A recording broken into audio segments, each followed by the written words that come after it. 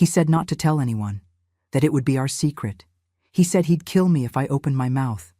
And I, at only 12 years old, believed that monster. The blood on my legs was just the beginning of the nightmare. Good morning, my dear viewers. My name is Clara, but everyone calls me Grandma Clara. I'm 79 years old, born and raised in Bakersfield, California, and today I'm going to share a story I've kept hidden for almost 67 years. A story that many in my family don't fully know, because shame and fear silenced me for so long. If you're watching this video, please leave a like and subscribe to the channel. This old lady thanks you from the bottom of her heart. Let me know in the comments which part of the country you're watching from. Sometimes I imagine how my words reach places I've never set foot in, and that gives me a joy I can't even explain. Also, comment something you enjoy doing. I'm looking for new leisure activities to enjoy in my free time. I'm eager to read all your comments.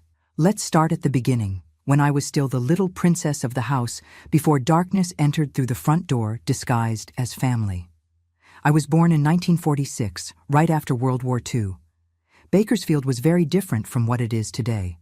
We lived in a large house near downtown with a huge backyard where I played with my cloth dolls. My father, Albert, worked for the railroad company, a respected man who always came home with an impeccable suit even after a full day's work. Mom, Dorothy, was an elementary school teacher, one of those who knew all her students' names by heart. She was an elegant woman, always in a well-pressed dress with her hair done, even at home. She used to say that a proper lady should always look presentable because you never know who might knock on the door. We were a middle-class family at a time when that meant having privileges most didn't have. We had a housekeeper, Sarah, who lived in and took care of everything while my parents worked. She was like a second mother to me, teaching me ghost stories that made me tremble with fear and laugh at the same time. I was an only child, the center of attention. Dad and Mom tried to have more children, but after 2 miscarriages, doctors said it was dangerous for Mom to try again. So all their hopes, dreams, and ambitions were placed on me. And I confess that I took advantage of this position. I was spoiled, yes, I won't deny it. I got the best dolls, the prettiest dresses, and had piano lessons with the Italian teacher who lived near the church. Clara will be an accomplished young lady, Mom would tell the neighbors who came for coffee on Saturday afternoons. She knows how to sew, embroider, and already plays 3 entire songs on the piano. Mornings at school were easy for me. Being the daughter of the most respected teacher in town had its advantages. The other teachers always praised me, even when I didn't deserve it. In the afternoons, after homework, I could play in the yard or on the sidewalk with the other children from the street.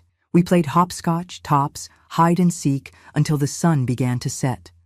Sundays were special. We would wake up early to attend Mass at St. Joseph's Catholic Church. Mom dressed me in my best dress, put ribbons in my hair, and made me promise to stay quiet during the celebration. After Mass, we would have lunch at my maternal grandmother's house, Grandma Elizabeth, who lived a few blocks from the church. Sunday lunch was a feast. Several uncles, aunts, and cousins gathered around the large wooden table in the yard under the shade of an oak tree. Grandma Elizabeth made chicken pot pie that took 2 days to prepare. The smell of that food is one of the most vivid memories I have of my happy childhood. Grandpa William, Grandma Elizabeth's husband, was a quiet but affectionate man. He had worked on the farm since he was a boy, and, even in retirement, still maintained an impeccable vegetable garden in the backyard. It was from him that I received the best fruits: apples, peaches, berries, picked fresh, still warm from the sun. My paternal grandmother, Grandma Ruth, had been a widow since I was a baby. She lived alone in a small house on the other side of town. We visited her once a month, always bringing groceries and medicine. She was a woman of few words, always dressed in black, but who smiled with her eyes when she saw me arrive. It was in 1957, when I was 11 years old, that things began to change. Grandma Elizabeth, the one who made the best chicken pot pie in the world, started feeling intense pain. At first, everyone thought it was just age. She was already 67 at that time. But the pain didn't go away, and she became increasingly thin and weak. "It's a tumor," I heard Dad saying quietly to Mom one night when they thought I was asleep. "The doctor says it has spread throughout her body." I didn't quite understand what that meant, But I knew it was something serious by the way Mom started crying, muffling her sobs with her hands so I wouldn't hear. Grandma Elizabeth lasted only 3 months after the diagnosis. I watched my mother, always so strong and controlled, crumble bit by bit. She started missing work to care for her sick mother. She spent days and nights by her bedside, giving medicine, changing sheets, praying. I remember the day my grandmother passed away. It was a Sunday, ironically. There was no chicken pot pie, no laughter in the yard, just silence and the sound of the adults' contained crying. I sat on the porch step, not really understanding why everyone was so sad, but feeling the weight of that absence that would never be filled again. The funeral was the next day. The whole town seemed to be at the cemetery. Grandma Elizabeth was known and loved by many. Mom was devastated, leaning on my father's arm, looking like she might faint at any moment. It was on that day that I saw my grandpa William, a widow at 70, cry for the first time.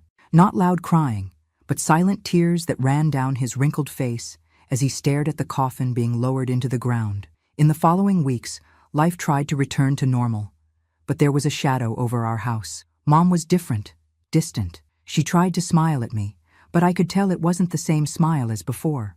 Dad did his best to keep everything running. He took me to and from school, helped Sarah with some household chores, tried to cheer Mom up with small gifts. That's when Grandpa William started showing up more at our house. At first, he came just for Sunday lunch, which was now at our house. Then, he started appearing during the week, too. "Your grandfather is very lonely in that house," Dad explained. "Your mother is the only child who lives in town. All the uncles are far away. It's our responsibility to take care of him now." I liked Grandpa. He always brought peppermint candies in his pocket and told me stories of when he was a boy on the farm. Stories of foxes that appeared in the plantation, of fishing in the river, of 4th of July celebrations where he met my grandmother. They were simple stories, but they made me travel to a time I never knew. One day, about 2 months after Grandma's funeral, my father came home with a serious expression. He called Mom, and they talked quietly in the kitchen for a long time. I tried to listen, but Sarah sent me to my room to do my homework. At dinner that night, Dad made the announcement. "Clara, your grandfather is going to come live with us. He can't stay alone in that house anymore. It's too big for him to take care of, and he's been forgetting things. Yesterday, he left the stove on and could have caused a fire." Mom nodded her head, although her eyes looked worried. "We'll fix up the little room in the back for him. I've already talked to Sarah. She'll help bring his things tomorrow." I was excited about the idea. Having Grandpa at home meant more stories, more peppermint candies, more attention. I didn't notice at that moment how uncomfortable Mom seemed with the situation. I didn't understand the cautious look she and Dad exchanged. How could I imagine that this decision, made out of love and family duty, would completely change the course of my life? How could I know that behind those farm stories and those peppermint candies lurked a monster who would destroy my childhood forever? That night, I slept peacefully, dreaming of the stories Grandpa would tell me every day. Little did I know that the real nightmares were about to begin. Grandpa William arrived on a Wednesday morning, carrying only an old leather suitcase and a cardboard box with his most precious belongings. I was at school when he settled into the little room in the back, the one that was after the laundry area, separated from the main house by a small covered corridor. "Now Grandpa will be part of our routine, Clara," Mom explained while preparing dinner that day. "He's getting old and needs our care. Be a good girl and help where you can, okay?" At first, his presence seemed like a blessing. Grandpa woke up early, even before Sarah, and already had coffee made when everyone got up. He had a simple way of doing things, but efficient. He fixed the faucet that was always dripping, repaired the gate that creaked, started a small garden in the corner of the yard. My father was happy to see that, despite his 70 years, Grandpa still had strength and willingness. "Mr. William has a good hand for these things," Dad commented with approval. "He's a man used to hard work since he was a boy." The first signs that something wasn't right began subtly, like thin clouds announcing a distant storm. I noticed that Mom avoided being alone with Grandpa. When he entered the kitchen while she was cooking, Mom quickly found an excuse to leave or asked me to stay there with her. At that time, I thought it was just the recent grief over Grandma's death that made the atmosphere heavy between them. Grandpa started giving me even more attention. Not only did he tell me stories, but now he brought me small presents. Colorful ribbons for my hair, candies from Mr. Johnson's store, even a cloth doll that he made himself. This delighted me. I had never received so much attention from an adult who seemed to have infinite time for me. It was about a month after his arrival that I noticed the first real change in his behavior. We were having dinner, the four of us, me, Mom, Dad, and Grandpa. Sarah had already retired to her room in the back. My father commented about a raise he had gotten at work. With this extra money, we can even think about enrolling Clara in those ballet classes she's been asking for, Dad said, smiling at me. I almost jumped out of my chair with joy, but Grandpa's voice interrupted my celebration. Ballet, he grumbled, hitting his fork on the plate with more force than necessary. Why waste money on nonsense? Girls need to learn useful things: cooking, sewing, taking care of the house. This business of jumping around in slippers is for city folks who have nothing better to do. An uncomfortable silence took over the table. My father, always so confident, seemed to shrink before Grandpa's harsh words. Mom looked at her plate, avoiding confrontation. Dad, with all due respect, Clara's education is our decision, my father finally replied, but his voice sounded less confident than usual. Grandpa gave a dry laugh. Your decision? You're raising this girl all full of desires. In my day, children obeyed, and that was it. They didn't go around choosing what they wanted to do or not. That was the first time I saw my grandfather's authoritarian side, but it was far from the last. Gradually, he began to interfere in everything. Meal times, the clothes I wore, even the volume of the radio when Dad listened to the baseball game. This house is becoming a mess, he would complain. In my day, a man who respected himself maintained order in the home. It was as if he wanted to own everything, including people. I noticed that Dad, to avoid arguments, began to give in on small things. Mom, in turn, became increasingly quiet, more subdued. The worst was when my father needed to travel for work. It happened once a month. Usually he spent 2 or 3 days away, visiting other railroad stations. On those days, Grandpa acted as if he were the man of the house, giving orders to everyone, including Sarah, who began to complain quietly. Mr.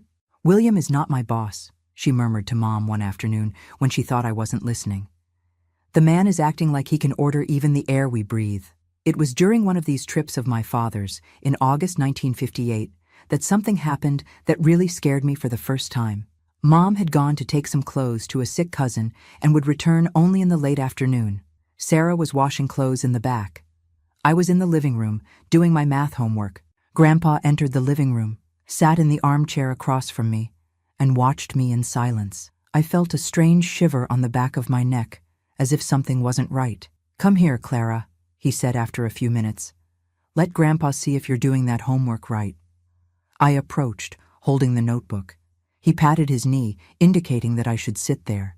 Reluctantly, I obeyed. After all, he was my grandfather, and I had always been taught to respect my elders. You're becoming a young lady, he murmured, running his hand through my hair in a way that made me uncomfortable. You're almost at marrying age. Did you know that? I'm only 12, Grandpa, I replied, confused. In my day, a 12-year-old girl was already promised.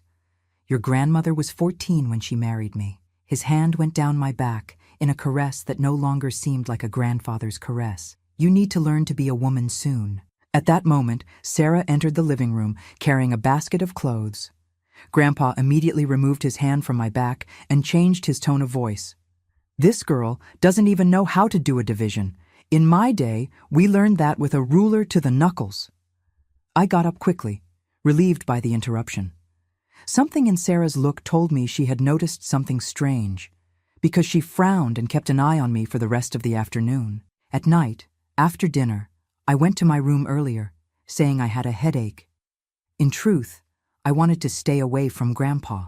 There was something in the way he looked at me now that made me afraid, a fear I couldn't explain or fully understand. Lying in my bed, I heard my mother and grandfather talking in the kitchen. The voices started low but soon increased. Albert is too soft with that girl, Grandpa's voice echoed down the hall. And so are you. You're raising a useless girl. Dad, please! Mom's voice sounded tired. Clara is a good girl, studious, well-mannered. Well-mannered? He interrupted with a cold laugh. She barely looks at me when I talk to her. In my day, children looked adults in the eye and obeyed without questioning. Times are different, Dad, and I ask you to respect our way of raising our daughter. There was a noise, as if someone had hit the table. Respect? Respect is what you should have for me. I'm your father. After your mother died, you threw me in that back room like I was an old dog.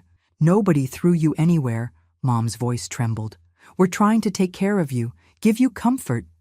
Comfort? He laughed again, in that way that gave me chills. You stick me in that cubicle while you stay in the big house? Serve me last at the table? Tell me to shut up when I give advice? There was a silence, and then Mom's voice, now lower. If you're not happy here, you can go back to your house. Nobody forced you to come. Another bang on the table, louder. Is that what you want? To get rid of your old father? Send me back to be alone until I die? Is that how you honor your mother? She must be turning in her grave with shame for you. I covered my ears with the pillow, not wanting to hear any more. That night, I had nightmares with shadows chasing me through the house. The next morning, Mom had deep, dark circles and barely touched her breakfast. Grandpa, on the other hand, seemed strangely satisfied, as if he had won some battle. When Dad returned from his trip 2 days later, I noticed that Mom didn't tell him anything about the argument. She smiled forcedly, said everything was fine. Grandpa, in turn, was more amiable than ever with my father, offering to help with whatever was needed, praising him for working so hard to support the family. It was as if 2 different people lived inside my grandfather, the kind and helpful man who appeared when my father was home, and the controlling tyrant who emerged as soon as Dad walked out the door. A week later, Sarah resigned. She said she had found a better job in a house downtown, but I saw in her eyes that there was another reason. Before leaving, she hugged me tightly and whispered in my ear, "Take care of yourself, child. And if anything bad happens, tell your mother right away."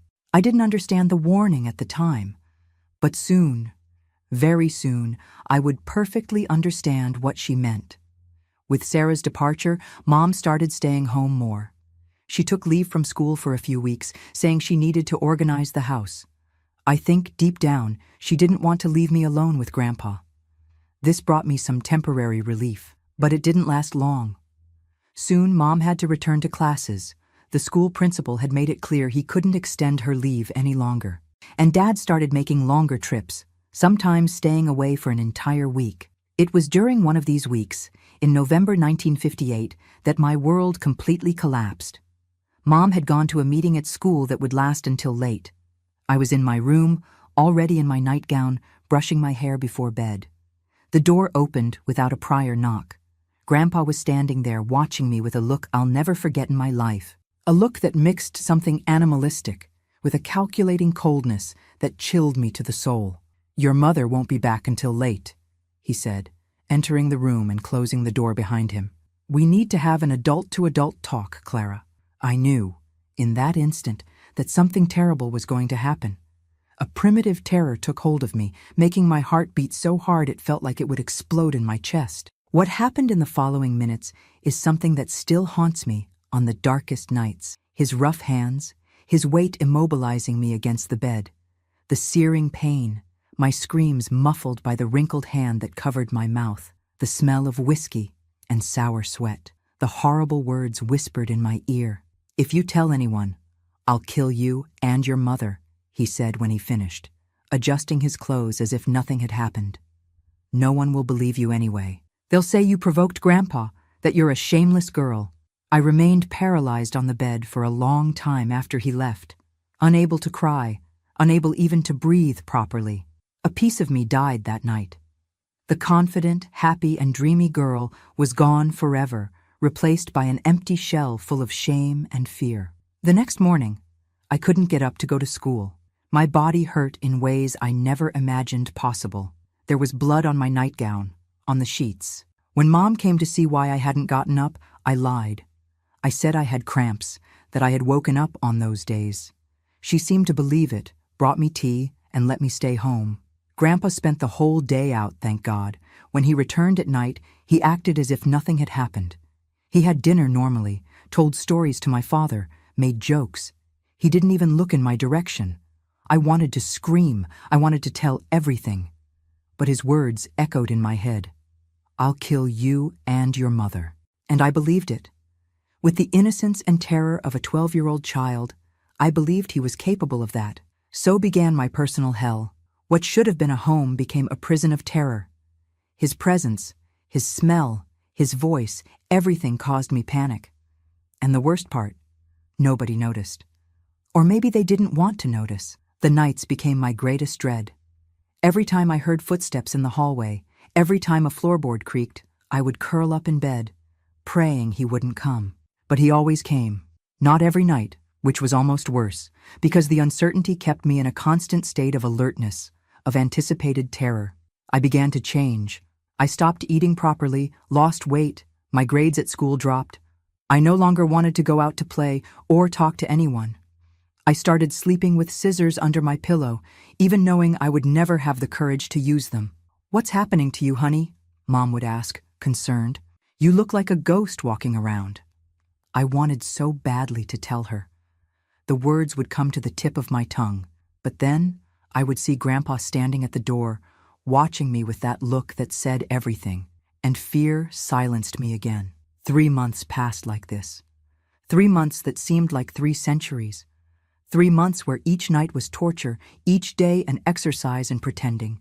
I had learned to exist in a space between life and death, not completely alive, because something fundamental had been destroyed in me, but also not dead, because my body insisted on continuing to function, breathing, moving automatically through the world.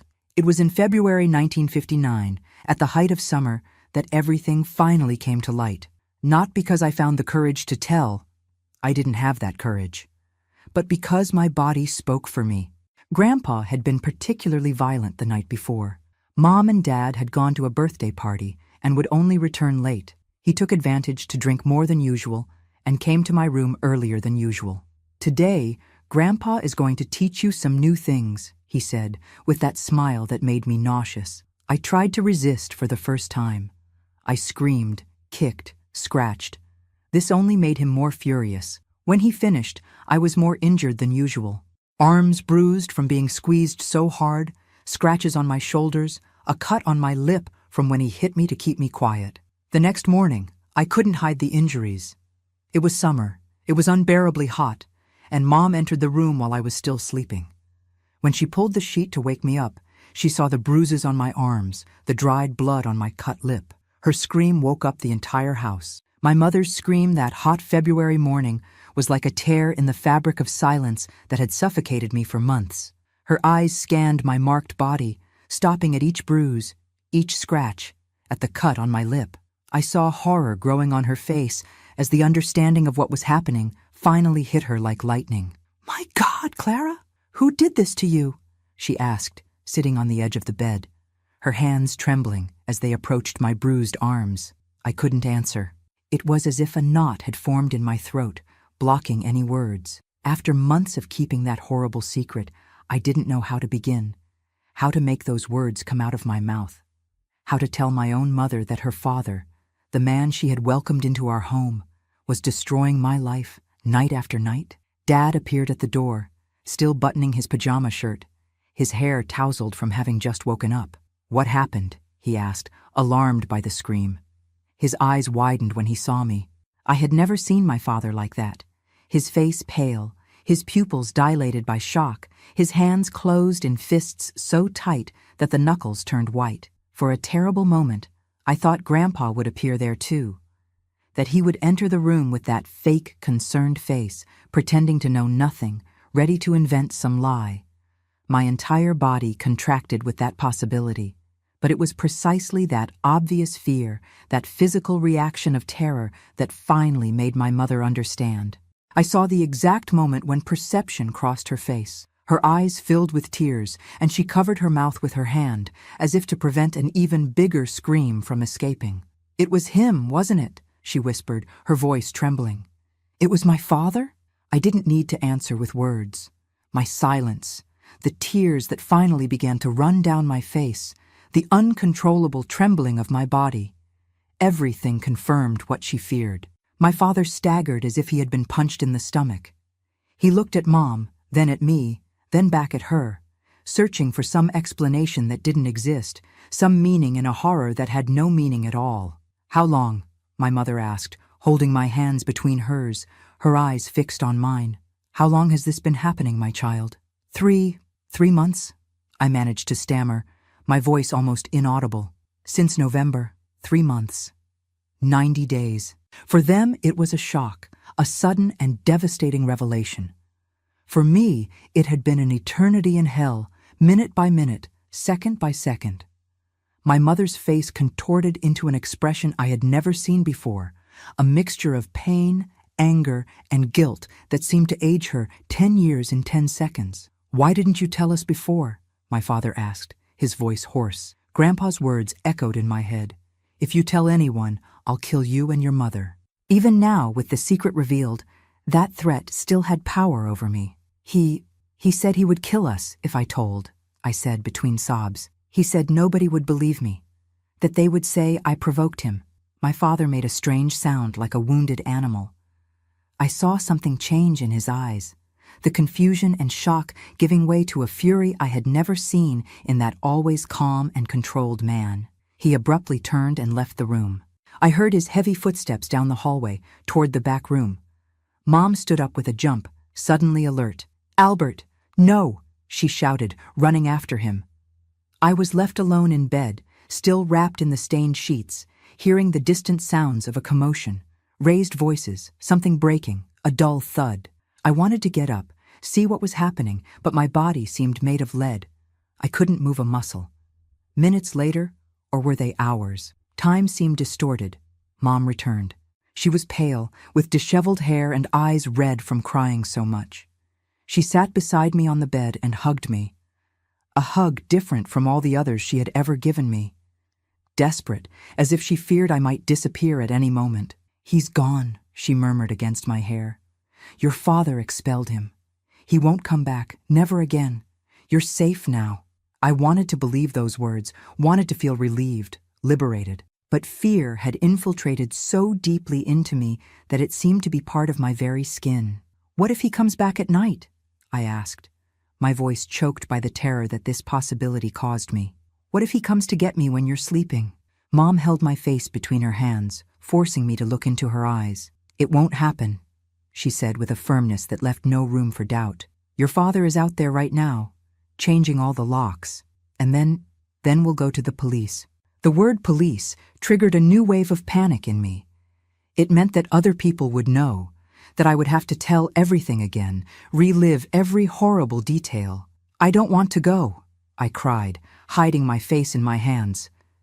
"I don't want anyone to know." "I understand your fear, my child," Mom said, stroking my hair. "But we need to do this, so that he never hurts you or any other girl again." That day, we didn't go to the police. Instead, Mom took me to the doctor, an old family friend who attended at home with discretion. I remember his face becoming increasingly somber as he examined me, asking questions in a low voice that I could barely answer. "She's going to need care," he told my mother when he finished. "Not just physical." The next morning, still sore and exhausted, I was taken to the police station. It was a gray and intimidating building downtown. Mom held my hand the whole time, while Dad walked a few steps ahead of us, his shoulders tense, his jaw clenched with contained anger. They took us to a small room with peeling walls and a noisy fan that only circulated the hot air. A sheriff with a graying mustache heard our story, noting everything in a worn notebook. His face remained impassive, professional, but I saw something change in his eyes when he understood what had happened. "We need the girl's statement," he said, looking more at my parents than at me. "Alone." "No," I protested, grabbing my mother's arm tightly. "I don't want to be alone." "It's the procedure," the sheriff explained, with surprising gentleness. "But your mother can stay if you prefer." So, with Mom by my side, I told everything. Each night, each abuse, each threat. The words came out in bursts interspersed with sobs, while I kept my eyes fixed on my own hands, unable to face the adults in the room. When I finished, the silence was so dense it seemed to have its own weight. The sheriff cleared his throat, visibly uncomfortable.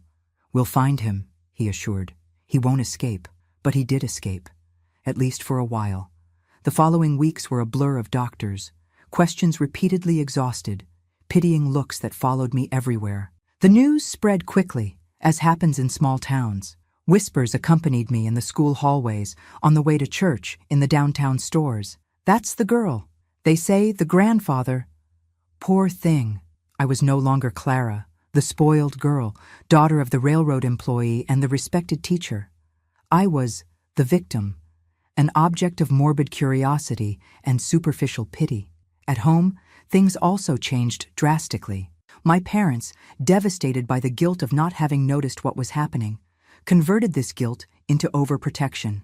I was never alone again. There was always someone with me: Mom, Dad, an aunt who came to spend time with us. The windows now had new locks, and Dad checked 2-3 times if all the doors were well closed before we went to bed. They moved me to their room. My old room, the one where the nightmare had happened so many times, was locked. No one entered there. It was as if that space had been contaminated forever. The nights were the worst. Even knowing I was safe, that he could no longer reach me, the nightmares came without fail. I would wake up screaming, soaked in cold sweat, feeling his weight on me, the smell of whiskey, the rough hands on my skin. Mom would hug me until I stopped shaking, murmuring words of comfort that couldn't reach the dark place where my fear lived. The police looked for Grandpa everywhere. He had disappeared like smoke. Some said he had returned to rural Kentucky, where he was born.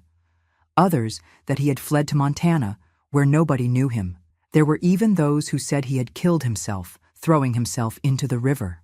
I didn't believe any of those stories. In my childish and terrified heart, I was certain that he was nearby, watching me, waiting for the right moment to fulfill his threat. In April 1959, 2 months after the discovery, I began therapy. It was something rare at that time. A small town like Bakersfield barely had psychiatrists, let alone psychologists specialized in childhood trauma. But my parents moved mountains to find help. Mom even sold her jewelry to pay for the consultations in Los Angeles, where we traveled once a week. Dr. Helen was a middle-aged woman, with kind eyes behind gold-rimmed glasses. Her office was welcoming, with soft armchairs and a shelf full of books and small toys. "You don't have to talk if you don't want to," she told me in our first meeting. "We can just stay here in silence until you feel comfortable." That's what we did in the first sessions. I would sit, look out the window, sometimes pick up one of the toys, and manipulate it distractedly. She just observed, making occasional notes, never pressing me. "What happened to you was not your fault," she said one day, breaking our usual silence.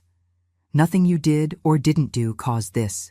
The blame is entirely his." Those words, so simple and direct, hit me like lightning. I hadn't realized until then how much I blamed myself, for not having told before, for not having resisted more, for having believed his threats. "But I could have screamed," I murmured, tears flowing freely. "I could have told Mom on the first day if I had spoken." "You were a child facing something no child should face," Dr. Helen replied. "You did what you could to survive. And you survived. That shows you're stronger than you think." Strong? I didn't feel strong.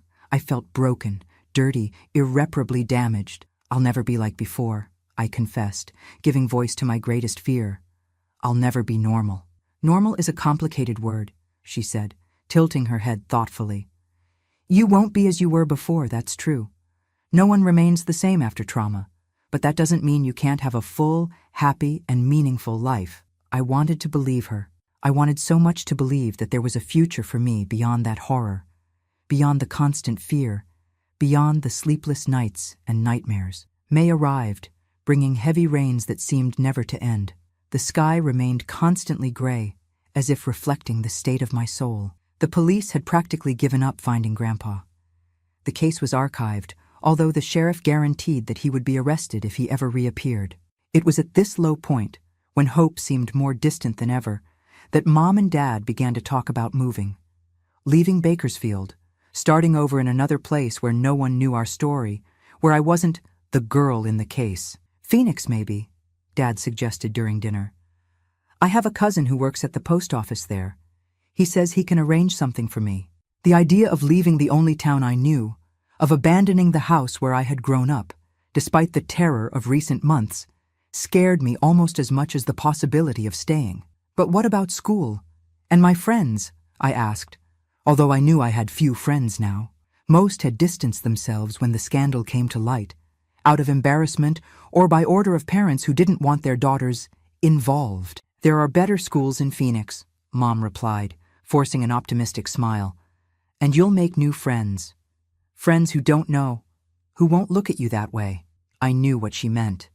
The way everyone looked at me now, with pity, with morbid curiosity, or worse, with that uncomfortable expression of someone who doesn't know what to say. Perhaps, I thought, perhaps starting over somewhere else was exactly what I needed. A place where nobody knew, where I could just be Clara, not the victim. A place where every corner didn't bring terrible memories, where every shadow didn't make me imagine he was lurking. When? I asked. The first time in months I felt something like hope. Soon, Dad replied, squeezing my hand on the table. As soon as I confirm the job. A few weeks, maybe. That night, lying on the makeshift bed in my parents' room, looking at the ceiling while the rain hit the windows, I allowed myself to imagine this new beginning. A new house, a new school, new people who didn't know my past. Maybe there I could begin to rebuild the broken pieces of myself. Maybe there I could one day sleep without fear. But before we could realize this plan, before I could escape that town and the memories that haunted me in every corner, something happened that changed everything again. Something none of us could have predicted, and that would bring to light strengths I didn't know I possessed. It was in early June, almost 4 months after my parents discovered the abuse, that the storm that seemed to have passed returned with full force. And this time, I would be at the center of the hurricane, unable to hide, forced to face the monster of my nightmares one last time. It was a Saturday in June. A light rain was falling in Bakersfield. That sad rain that doesn't wash anything, just makes everything damper and heavier. I spent the morning helping Mom sort clothes for donation. We were preparing for the move, although we still didn't have a set date. Dad had gone downtown to resolve some pending matters at the bank. The two of us were alone at home. Doors and windows locked as always since that fateful day. The sound of the doorbell tore through the silence like thunder. Mom and I looked at each other, startled. We weren't expecting anyone. Friends and relatives knew they should notify us before visiting. It was part of the new security rules of the house. "Stay here," Mom instructed, her face suddenly tense. From the living room, I heard her cautiously approaching the door, asking who it was. The response was muffled by the rain, but I recognized the timbre of the voice. It was Mrs. Jenkins, our neighbor from across the street, a widow who had always been kind to me. Mom opened the door, but just a crack, keeping the security chain hooked. "Dorothy," I heard Mrs. Jenkins say, her voice unusually urgent. "I need to tell you something. It's about your father." My blood froze in my veins. Just the indirect mention of him was enough to leave me paralyzed with fear. "What about him?" My mother's voice sounded as sharp as a knife. "He's back." Mrs. Jenkins spoke so softly I almost didn't hear. "I saw him last night, walking on the back street. I'm sure it was him. He looked different. Long beard, thinner. But it was him." My legs gave way, and I leaned against the wall to keep from falling. He had returned. The monster of my nightmares was back, probably to fulfill his threat. "Are you absolutely sure?" Mom asked, her voice trembling slightly. "Absolutely," Mrs. Jenkins confirmed. "He didn't see me, it was dark, but I thought you should know. To be careful." I heard Mom thank her quickly and close the door. When she came back to the living room and saw me leaning against the wall, white as wax, she didn't need to ask if I had heard. My face said it all. "I'm going to call your father," she said, trying to appear calm, but I saw the fear in her eyes, the same fear I felt. Dad arrived home 20 minutes later, breathless from having run in the rain. His face was a mask of controlled fury. "I'm going to the sheriff's office right now," he announced, still standing in the entrance hall, dripping water on the floor. "They need to arrest him. He's been a fugitive for months." "What if they don't do anything?" Mom asked, what we were all thinking. The police hadn't tried very hard to find him the first time. Why would it be different now? A tense conversation followed in the kitchen. Mom and Dad discussing in low voices, occasionally looking at me, sitting silently at the table. They talked about fleeing that same night, about staying with relatives in another city until everything was resolved, about hiring someone to protect the house. And then, in the middle of this anguished conversation, the power went out. The house was plunged into darkness, except for the occasional flashes of lightning that the storm, now stronger, hurled against the windows. An absolute silence fell over the three of us, as we realized our sudden vulnerability. "It's just the rain," Dad finally said, trying to sound confident. "I'll get the candles." As he went to the pantry to get candles and matches, Mom approached me, pulled up a chair, and sat beside me, holding my hand in the darkness. "Everything will be all right," she whispered, although her voice betrayed her own uncertainty. It was at that moment that we heard the noise, a light crack, as if someone was forcing the back door, the one that led to the yard, near the little room where Grandpa had lived. Dad came running back from the pantry, candles and matches forgotten. "Did you hear that?" he asked, his voice tense. Before we could answer, another crack, stronger this time. Unmistakable. Someone was really trying to enter through the back door. "To the bedroom now," Dad ordered in an urgent whisper. "Lock yourselves in there. I'll see what it is." "No!" I exclaimed, grabbing his arm desperately. The idea of us separating, of Dad facing alone what could very well be Grandpa trying to invade the house, filled me with terror. Another crack, followed by the unmistakable sound of wood giving way. Whoever it was had managed to get in. At that moment, I realized we were cornered.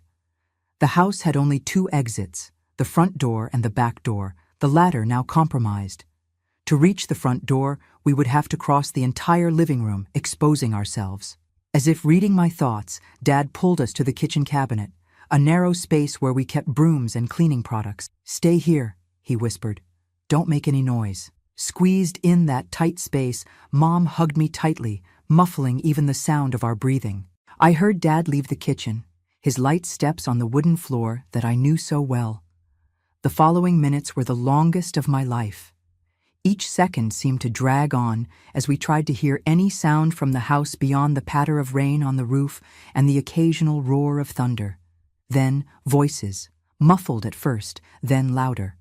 My father's voice, tense, furious, and another voice, which I recognized immediately, which made me tremble uncontrollably in my mother's arms. Him, Grandpa. The monster had really returned. I couldn't distinguish the exact words, just the tone. Accusations, denials, growing anger. The voices came from the living room, approaching the kitchen. "Your daughter is lying!" Grandpa's voice suddenly became clear, cutting through the air like a razor. "These girls nowadays make things up. They see on television and think." "Shut up," my father vociferated. "Get out of my house now, or I swear to God that this time I'll kill you." A sound of struggle, bodies colliding, something breaking. Mom squeezed me even tighter against her, her silent tears wetting my hair. "I won't leave without talking to that liar," Grandpa shouted. "She needs to confess that she made it all up. Look what you've done to me. You've turned me into a fugitive, a criminal." Another crash, the unmistakable sound of a body falling heavily to the floor. Mom couldn't take it anymore. She pushed open the cabinet door and went out, pulling me with her. The scene we found in the kitchen, illuminated only by the occasional lightning, would be etched in my memory forever. My father was lying near the table, a trickle of blood running from his forehead. Grandpa was standing, holding a broken bottle, obviously the weapon he had used against Dad. Seeing us, his face contorted into a smile that had nothing human about it. "There you are," he said, taking a step in our direction. "My ungrateful daughter and my lying granddaughter." He was almost unrecognizable. The white beard was now long and dirty, the eyes bloodshot, the wet clothes sticking to his thin body. He smelled of whiskey, sweat, and hatred. Fear paralyzed me, as so many times before. But something different happened then, something I didn't expect myself. An anger that I didn't know existed inside me, a fury accumulated over those months of terror and suffering, suddenly exploded, sweeping fear away. "I didn't lie," I shouted, my voice sounding strangely adult to my own ears. "You know what you did. You know." Grandpa seemed stunned for a moment, perhaps by my audacity, perhaps by seeing the terrified girl he knew transformed into someone who dared to confront him. That moment of hesitation was all Mom needed. With a quick movement, she grabbed the heavy iron skillet that was on the stove, and before Grandpa could react, hit him with all her strength on the side of his head. The impact was brutal. Grandpa staggered, dropping the broken bottle, and fell to his knees, dazed. Blood began to trickle from a cut above his ear. Dad was already getting up, staggering but determined. I saw in his eyes the same thing I felt in my heart. There would be no more fear, no more flight. That night, one way or another, the nightmare would end. What happened next seemed to occur in slow motion. Grandpa, even injured, tried to get up, grabbing the edge of the table for support. His eyes, clouded by pain and alcohol, fixed on me with pure hatred. "You," he growled, trying to take a step in my direction. "You destroyed everything." Dad positioned himself between us, protecting me with his body. At the same time, Mom ran to the phone on the wall, which miraculously still worked despite the power outage, and dialed quickly. "Police!" she shouted into the phone. "Please, come quickly. Oak Street 247. He broke into our house. He's trying to attack our daughter." Grandpa, realizing he was cornered, made one last desperate attempt. In an unexpectedly agile movement for a man his age, he grabbed a knife from the sink and advanced against my father. Everything happened very quickly. My father dodged, trying to disarm Grandpa. There was a brief and violent struggle. I saw the knife blade reflect the light of a lightning bolt as the two men fought for its control. Then, a scream. The knife fell to the floor with a metallic tinkle. Grandpa backed away, holding his own arm, blood seeping between his fingers. At that moment, the lights came back on, flooding the kitchen with a sudden brightness that seemed almost supernatural after so much time in darkness. The scene froze like in a macabre photograph. My father panting, with blood on his forehead, my mother still holding the phone, eyes wide, Grandpa against the wall, wounded, and me standing in the middle of the kitchen, witnessing the end of a nightmare that had lasted too long. Sirens began to sound in the distance, approaching rapidly. Grandpa looked around, like a cornered animal looking for an escape route. But there was nowhere to go. The doors and windows he could use to escape were on the other side of the house, blocked by us. It was at this moment, with the sirens arriving and the inevitability of capture becoming clear, that I saw something break in his eyes. It wasn't regret or shame, nothing so human. It was just the understanding that he had lost, that there would be no more power over us, that his impunity had come to an end. "You don't know what you've done," he muttered, sliding down the wall until he sat on the floor, still holding his injured arm. "You don't know." Minutes later, the house was invaded by police officers. Grandpa was detained, handcuffed despite weak protests about his injury. I remember him looking at me one last time as they dragged him out. A look that no longer had the power to terrorize me. Because now I knew something he didn't. I had survived. I had faced the monster and was still standing. The following hours were a whirlwind of activities. Paramedics treating the cut on my father's forehead. Police taking our statements. Curious neighbors gathering on the sidewalk despite the rain, trying to understand what had happened. Sitting in the living room, wrapped in a blanket that someone had placed over my shoulders, I observed all that movement with a strange feeling of detachment. It was as if I were floating above the scene, seeing everything happen to someone else, not to me.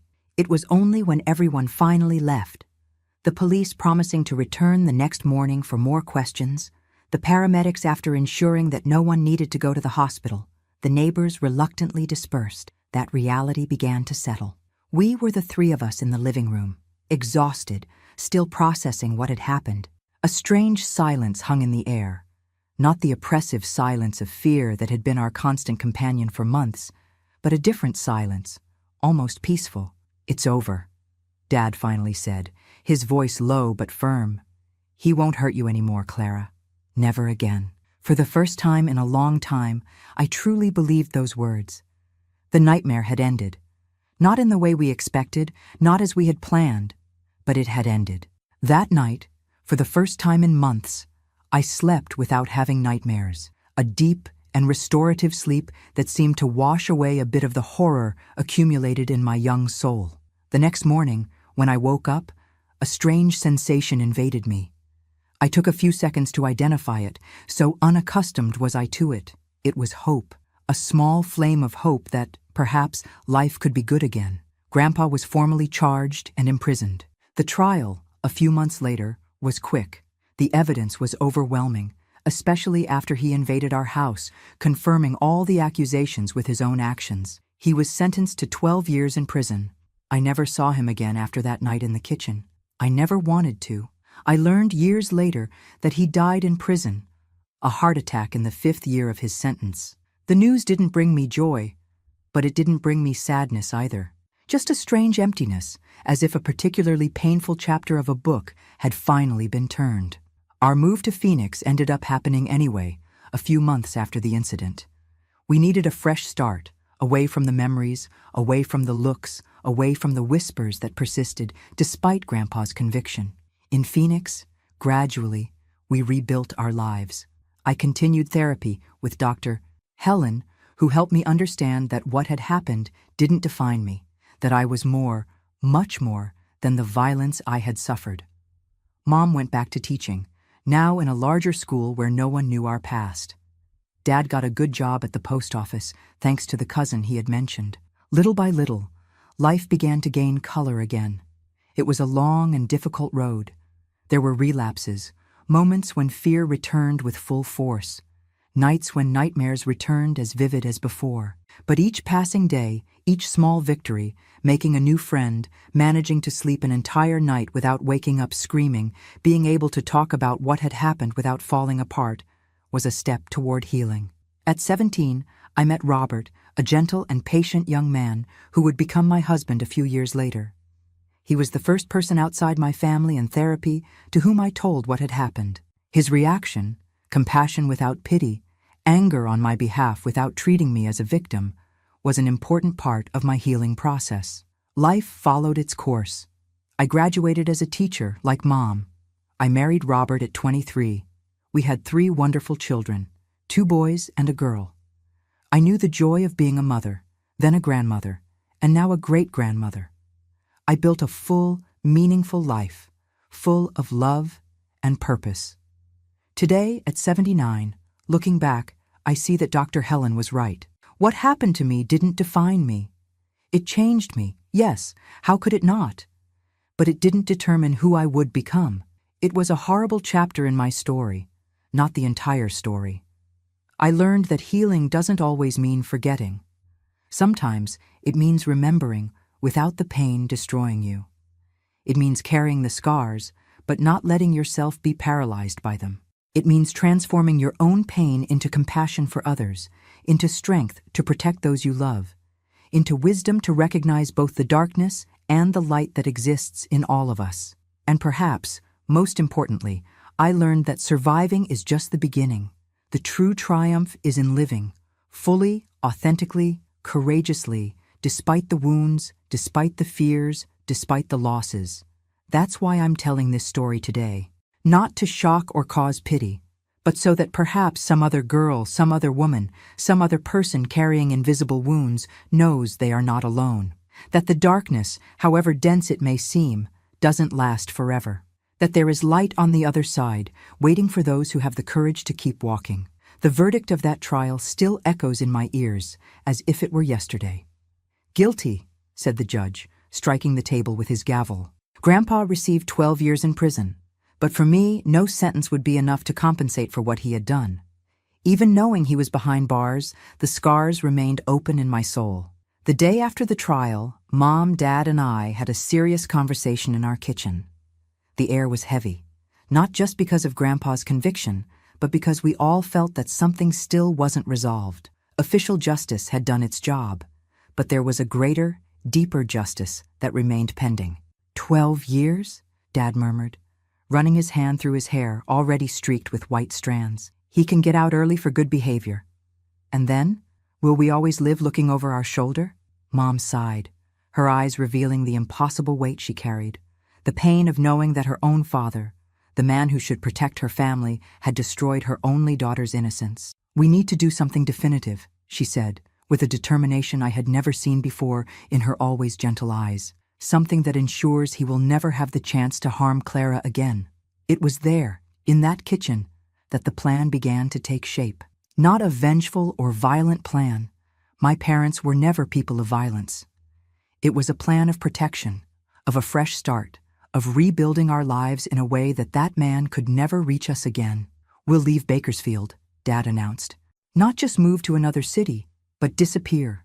Remake our lives where he can never find us, even if one day he gets out of prison." Phoenix had been our initial plan, but now it seemed too obvious. It would be the first place he would look for us if he ever regained freedom. We needed something more radical, safer. "The Northwest," Mom suggested, surprising us. "My cousin Marjorie moved to Seattle years ago. She says it's another world, another life.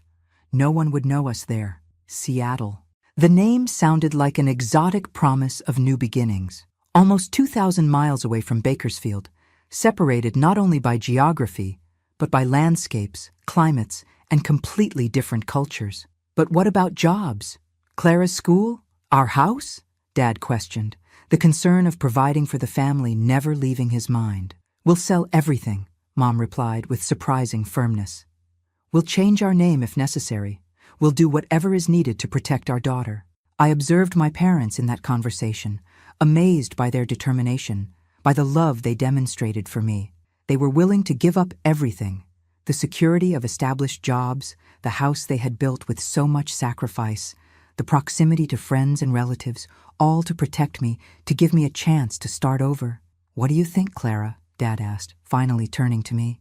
"Are you ready for a new beginning? To leave all this behind?" I looked around the kitchen, at the walls that had witnessed so many memories, some happy, others terrible. I thought about the school where everyone looked at me with pity or morbid curiosity. I thought about the streets of Bakersfield that now always seemed to hide shadows, each corner a reminder of what had happened. "Yes," I answered, feeling for the first time in many months something like enthusiasm. "I want to go. I want to start over." The preparations for our new life began discreetly, almost in secret.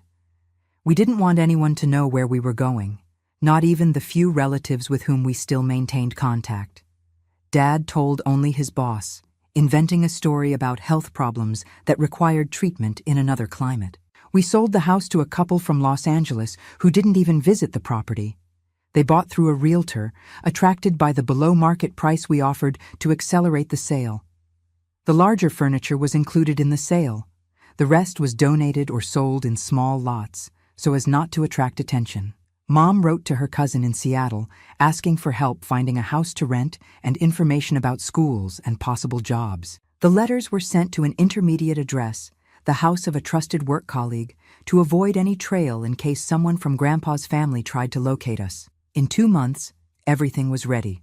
We left Bakersfield at dawn on an October day in 1959, when the town was still asleep.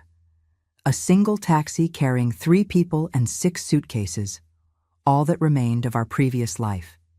We went to Fresno, where we would take the train to San Francisco, and from there, a plane to Seattle. The journey was long and tiring. The plane, a novelty for me in another situation, would have been exciting, but I was too exhausted, too emotionally drained to feel anything beyond a vague relief that we were getting farther and farther away from Bakersfield. We arrived in Seattle on a cool, damp afternoon that made my clothes stick to my body instantly. Marjorie, Mom's cousin, was waiting for us at the small airport with a warm smile and tight hugs. She didn't know the details of what had happened. Mom had only told her that we had serious problems and needed to start over, but her hospitality without questions was exactly what we needed. The Seattle of 1959 was a fascinating city, so different from everything I knew that sometimes it seemed like we had traveled to another country, not just to another state.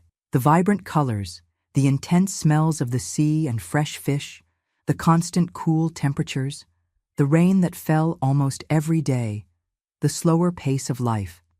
Everything conspired to create the feeling that we had really left our past behind. We rented a small but airy house in the Wallingford neighborhood, not far from where Marjorie lived. Dad got a job in an import-export company, thanks to a contact Marjorie had. The job paid less than his old position at the railroad, but offered the possibility of growth. Mom, after a few weeks of searching, was hired as a substitute teacher at an elementary school. For me, the adaptation was more difficult. The school was completely different. People's accents, the slang I didn't know, the customs. Even the school lunch had flavors strange to my palate from the California interior. In the first weeks, I practically didn't speak to anyone, staying isolated in the corners of the schoolyard during breaks. But gradually, something curious began to happen. Away from the environment where everyone knew me as the girl in the case, I slowly relearned to be just Clara. No one there knew about my past.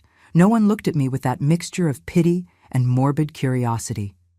It was a liberating anonymity. The first friendship I made was with Emily, a freckled girl with an easy smile who sat at the desk next to mine. She adopted me, so to speak, deciding that I needed to learn the local customs. "You talk so funny," she laughed, imitating my California accent. "Come on, I want to show you what a real salmon is, not that thing you Californians call salmon." With Emily, I discovered Pike Place Market, tried foods I didn't know existed, learned to ride the ferry across the Sound. Her company, so carefree and cheerful, was like a balm for my wounded spirit. At home, I also saw my parents changing, adapting. Dad abandoned the formal suits he always wore in Bakersfield, simply incompatible with Seattle's climate, and adopted light sweaters and casual pants. Mom let her hair grow and often wore it loose, something I had never seen her do before. Small changes that symbolized something bigger. We were allowing ourselves to be different people, leaving behind not only the horror of what had happened, but also the rigid versions of ourselves that existed before. Of course, not everything was easy. There were nights when I still woke up screaming, soaked in cold sweat, certain that I had heard Grandpa's voice in the hallway. Days when an older man on the street, with some physical resemblance to him, made me freeze in terror. Moments when the simple act of someone closing a door too hard made me panic. I continued therapy with a new psychologist, Dr. Margaret, to whom Mom told the whole truth so she could help me properly. It wasn't the same as the sessions with Dr. Helen in Los Angeles, but gradually we built a relationship of trust. "Trauma doesn't disappear just because you changed a dress," Dr. Margaret explained in one of our first sessions. "But you can learn to carry this story in a way that doesn't prevent you from living fully." And that's what we slowly began to do. Learn to carry our story in a new way. A year after our arrival in Seattle, Dad received a letter. It came from the lawyer who had handled the sale of our house in Bakersfield. It was short and direct. Grandpa had died in prison. A massive heart attack during lunch in the cafeteria. Dad and Mom discussed at length whether they should tell me. I ended up overhearing by chance, listening behind the door, a habit I had developed in Bakersfield and still hadn't completely abandoned. When I confronted them about what I had heard, Mom hugged me, tears in her eyes. "He can't hurt you anymore, my child," she said. "Never again." I didn't cry. I didn't feel relief or joy or sadness. It was as if the news was about a stranger, someone I barely knew. I realized that, in a certain sense, this was true. The man who had hurt me so deeply wasn't really my grandfather. He was a monster who wore his face. The true impact of the news came more slowly, in the days and weeks that followed. I realized that I no longer needed to constantly look over my shoulder, that we no longer needed to keep our location secret, that the fear that he might one day get out of prison and find us had finally dissipated. It was as if an enormous weight had been removed from our shoulders. Our new life in Seattle ceased to be an escape and became simply our life. In 1962, when I was 15, Dad was promoted to manager at the Import-Export Company. The salary increase allowed us to buy our own house, larger and airier, near Green Lake. Mom secured a permanent position as a teacher, and I, to everyone's surprise, including mine, became one of the best students in my class. "Look at that," Dad commented proudly when I showed him my report card full of high grades. "Who would have thought, huh? Our daughter, the intellectual of the family." At the new school, I made more friendships. I started participating in the drama club, discovering that acting, being someone else for a few hours, had a curious therapeutic effect on me. On stage, I ceased to be Clara, the girl with a painful past, and became whoever the role required. It was in the school theater that I met Thomas at 16. He was 2 years older, in his senior year, and played the lead role in the play where I had a supporting role. Tall, with dark hair and impressive blue eyes, Thomas was my first true love. Our relationship developed slowly. Different from other boys I knew, Thomas was never rushed or insistent. He seemed to intuitively understand my limits, my fears, although I had never told him about my past. Our first kiss happened after a particularly successful performance of the play. It was gentle, respectful, and for the first time, I wasn't afraid of another person's touch. It was as if something frozen inside me finally began to thaw. Thomas and I dated for almost 2 years. He was my first boyfriend, my first experience of romantic love. With him, I learned that physical intimacy could be beautiful, respectful, based on mutual consent and affection, the complete opposite of the violence that had marked my introduction to sexuality. Eventually, Thomas won a scholarship to study engineering at Stanford. Our relationship didn't survive the distance, but we parted with affection and respect. He went his way, and I went mine, but I will always be grateful for the role he played in my healing journey. In 1966, at 19, I enrolled at the University of Washington to study English literature. It was there that I met Robert, a law student with gentle eyes and passionate ideas about social justice. He was from Portland, the son of a businessman and a teacher, and had come to Seattle specifically to study at the university.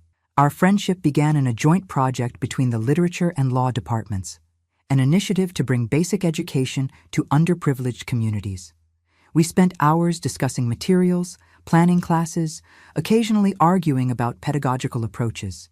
It was a friendship based on mutual respect and shared interests. The romance came almost a year later, naturally, as if it were the next logical step in a relationship that was already deep and meaningful. With Robert, I finally found the courage to share my entire story: the abuse, the escape, the fresh start in Seattle. He was the first person outside the family and therapeutic circle to whom I told everything. His reaction was exactly what I needed: indignation at what had happened to me, without treating me as a broken victim, compassion without pity, and, above all, an understanding that my past was part of me, but didn't define me. "You're the strongest person I've ever met," he told me after hearing the whole story, holding my hands firmly. "And I love you exactly as you are, with all your scars and all your strength." We got married in 1970, when I was 23 and he was 25. It was a small but joyful ceremony at First Baptist Church near our new home.